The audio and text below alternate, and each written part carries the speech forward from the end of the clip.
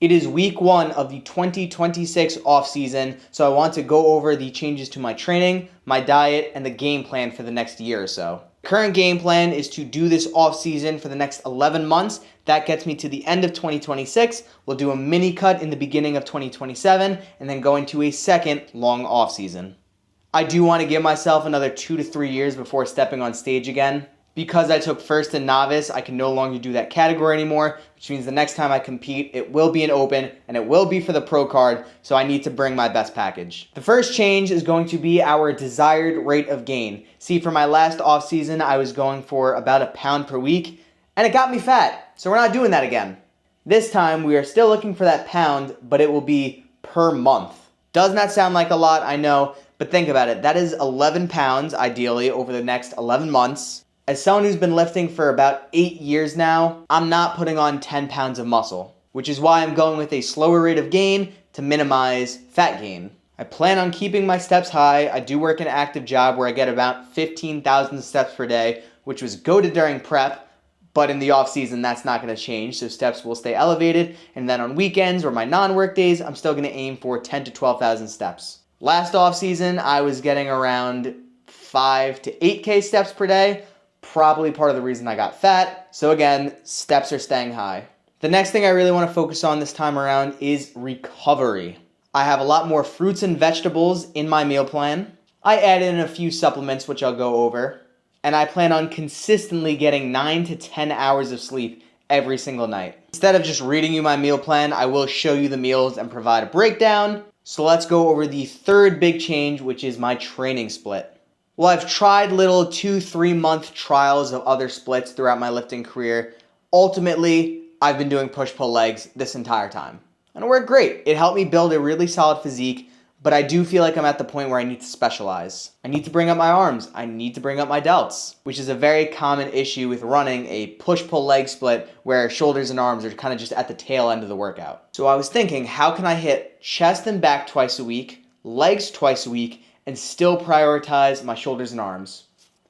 And here's what I came up with. Monday will be chest and arms, starting with biceps, then doing my chest day, and then finishing with triceps and shoulders. Tuesday is total leg day. I will be more glute and hamstring focused this offseason, but of course I still have my quad work. Wednesday is back and shoulders, where I'm starting with lateral raises, doing my back and biceps routine, and then finishing with a little bit of arms. Rest on Thursday. Friday is anterior day, where I will be starting with my chest day and then finishing with my quad bias work. Saturday will be posterior, starting with my back work, finishing with my glute and hamstring work. I'm also sprinkling in, hear me out, neck curls 2 to 3 times per week and abs 2 to 3 times per week. I know, super weird. Here's my rationale. The reason is whenever I cut weight, I lose my neck. I have a pencil neck, I look like a bobblehead, and it's really just not a good look. I do want to try thickening up the neck and seeing how that affects my physique, so I'm going to start with 2 sets of neck curls 2 times a week, and then progress it from there.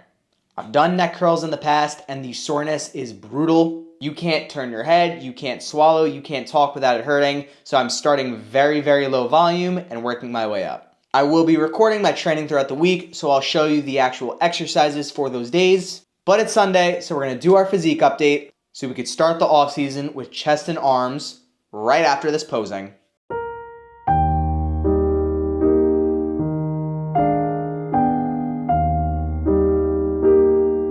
As you can see by this hack squat, I did not record chest and arms, but I did hit it. I will record my chest stuff on Friday. But basically what happened is there was a giant snowstorm, and me and my dad ended up training at like 8 o'clock in the morning, and I don't get to train with him too often, so I focused just on the workout. I really didn't record anything. Instead, enjoy some clips from my Tuesday leg day. Legs felt great. I'm doing a lot of low volume work, especially on the legs this off season.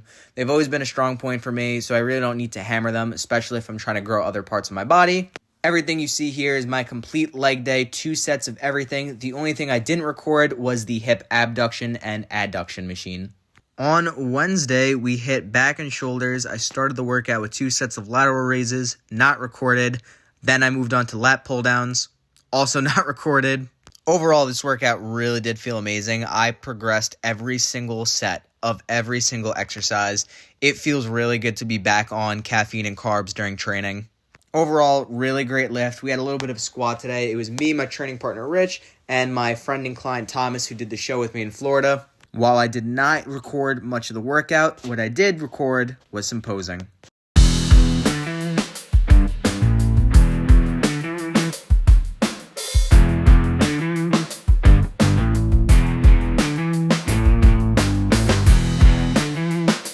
Thursday was an unbearably long rest day, but thankfully on Friday we got to hit anterior. Now, I say it's chest and quads, but in reality it's an entire chest day, and then I do 2 to 3 sets of leg extensions at the end of it, so call it what you will. This is exactly what I did on Monday, just, forgot to record it. Flat press, incline press, flies, and then shoulders and arms. That's all you really need for push. It's a very, very simple day. Saturday is a posterior day, which is a little bit more complicated, so it's an entire pull day, but then I will also do some hip thrusts for the glutes and leg curls for the hamstrings. Unfortunately, I did wake up Saturday morning and realized I only had 8% on my camera battery, and I used all 8 of those percentages to get some posing for Instagram. Go follow AMG Training on Instagram if you don't already. Anyway, this is where we're going to conclude the week 1 of the off-season video. I do have some changes in mind for week 2. Unfortunately, you're going to have to wait a whole 7 days to hear them.